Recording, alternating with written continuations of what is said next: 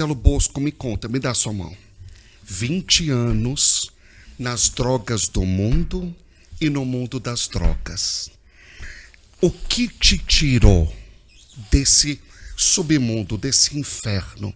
Como que você saiu? Olha, padre, é emocionante falar porque, com a graça de Deus, meus pais sempre lutaram por mim. Sempre lutaram. Meu pai, ele implantou projetos dentro das indústrias do Vale do Paraíba, viajou 5 países para falar de prevenção e de tratamento para funcionários dentro do ambiente profissional. Mas tudo isso ele fazia para tentar tirar o filho das drogas. Olha só. Então eu fui internado por 4 vezes pelas empresas onde passei, onde trabalhei, e numa última vez, já desempregado, minha família me levou para a Fazenda Esperança. Sim. Lá em Guaratinguetá, no Frei Hans, e lá eu morei e fiz uma experiência com Deus inesquecível. Eu fiquei 16 meses morando na Fazenda Esperança. Amém. E aí, lá, toda a minha família também se aproximou mais de Jesus, porque a família participa de todo o processo de cura. E quando voltei, mesmo tendo vivido tudo que vivi com Deus lá, depois de algum tempo, voltei a usar drogas de novo. Olha só. E a dor era muito grande. A decepção comigo mesmo e a culpa me jogavam cada vez para mais para o chão.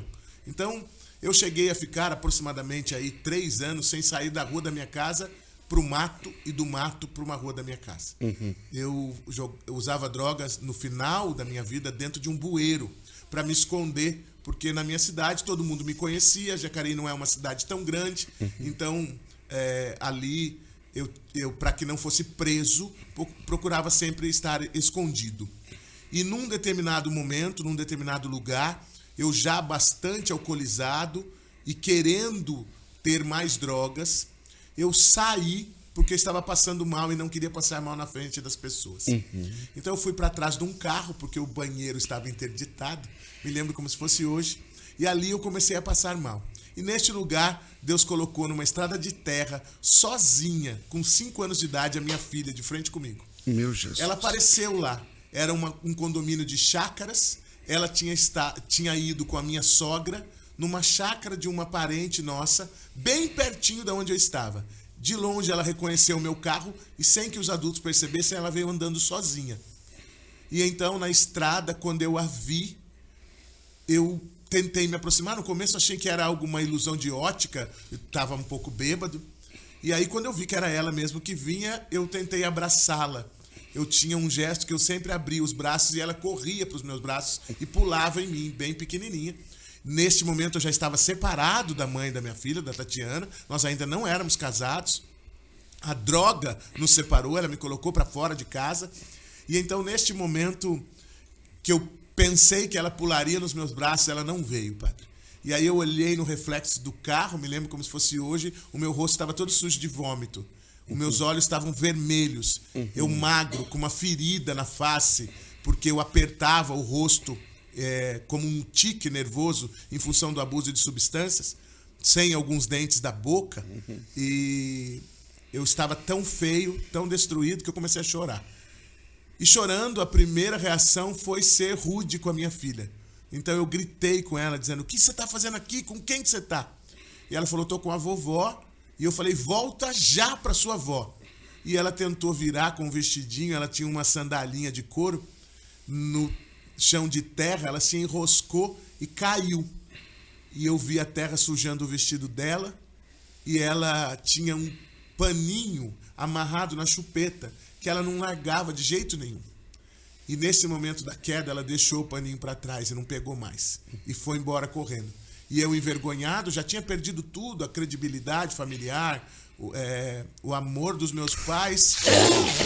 Minha mãe, coitada, ela já quase não falava comigo. Eu cheguei a roubar a minha casa, a minha própria casa. Então eu só entrava pelo quintal, eu já não tinha mais acesso a alguns ambientes. O quarto dos meus pais, por exemplo, eu não entrava mais. Minha mãe tinha que guardar até os mantimentos de cozinha lá, porque eu roubava o saco de arroz, eu roubei a panela de pressão, eu roubei o rádio relógio que acordava o meu pai, eu roubei os prêmios do meu pai, que o meu pai ganhou da empresa, eu roubei o vestido de formatura da minha irmã. Então eu subtraía todas as coisas para tentar trocar por droga. E naquele momento, então, vendo a minha filha correndo, eu achei que perdia a última coisa. E aí, chorando, eu entrei no meu carro e pensei em me matar. Eu estava numa cidade ao lado de Jacareí, que é Santa Branca. Entre as duas cidades há uma ponte e um rio. Então eu falei, vou pular do rio. Mas como eu sabia nadar, eu olhei para aquele rio e falei, se eu cair ali, só vou me molhar, eu vou sair nadando. E aí eu decidi ali naquele momento, por alguns instantes, me recordei do que eu tinha vivido na Fazenda Esperança, então eu já tinha vivido muita coisa com Jesus. Eu decidi jogar tudo que tinha, todas as drogas, cigarro, isqueiro. Entrei no meu carro chorando e voltei para casa. Ainda alcoolizado, eu me ajoelhei no meu quarto, e eu me lembro até hoje que a minha oração era muito curta e simples. Eu disse, se o Senhor existe, muda a minha vida, mas eu sei que o Senhor existe. E aí eu adormeci, alcoolizado, com a cabeça na cama e o corpo para fora. Não me lembro quanto tempo, mas à noite a minha mãe chegou com o meu pai. E mamãe sempre protege o filho, né? Ela abriu a porta do quarto e ela falou, nossa, se eu acender um fósforo aqui, explode a casa. Porque o cheiro de álcool era muito forte. Minha irmã já tinha ido embora de casa, já não morava mais conosco, porque não conseguia me ver degradado e destruindo a família. E aí ela falou, deita direito que o seu pai está vindo. E fechou a porta. E eu deitei na cama. Logo meu pai abriu a porta para conferir se eu estava dormindo. Eu fingi dormir, porque eu tinha medo dele. E aí depois que ele fechou a porta, eu já acordado, resolvi ligar a televisão. E quando liguei a televisão, zapeando nos canais, a única coisa que existia ainda no meu quarto era uma pequena telinha de 14 polegadas que o meu pai havia me dado. Parei numa música, numa canção que ajudou a despertar de novo a minha fé e a alimentar o meu coração. Aquela canção que dizia, pare de se maltratar, não queira os outros culpar. Era quase 1h da manhã. Grande Dunga. E o programa do Dunga reprisava. Naquela época, 21 anos atrás, não tinha uma grade completa. Então o programa passava muitas vezes durante o dia. E naquele momento, eu digo sempre que o reprise foi para mim. O programa passou na minha vida.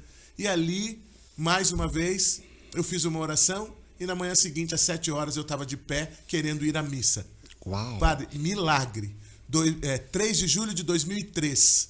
Nunca mais usei, nunca mais bebi, nunca mais me droguei. Obrigado, Jesus. Obrigado, Jesus mesmo. Porque, assim, eu fumava 2 cartelas de cigarro por dia. Eu usava cocaína em grandes quantidades, não em pouca quantidade.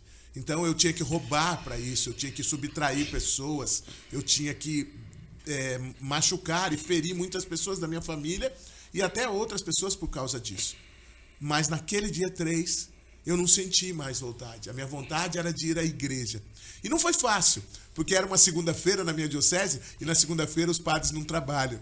E aí, nessa segunda-feira, eu cheguei na igreja e eu falei que queria falar com o padre. E a secretária está lá até hoje, dona Sandra, um beijo no seu coração. Ela disse, mas ela não sabia meu nome ainda, ela disse, hoje os padres não trabalham, é folga dos padres. Eu falei, folga na segunda? E eu vinha cheio de veneno do mundo, né? Eu falei, que folgados.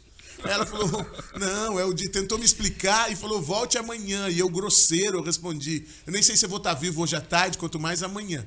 E aí ela, delicada, ela falou, pois se você estiver vivo, venha de novo. E eu fui, pai. E com a graça de Deus, eu continuo indo. Aleluia. Até hoje. Bendito né? seja Deus. A minha busca, eu procuro estar na missa diária, né? Quando posso. Isso faz 21 anos. 21 anos. 21 anos, morreu um homem, nasceu um novo homem. Nasceu um novo homem. 21 anos limpo e limpador. E limpador.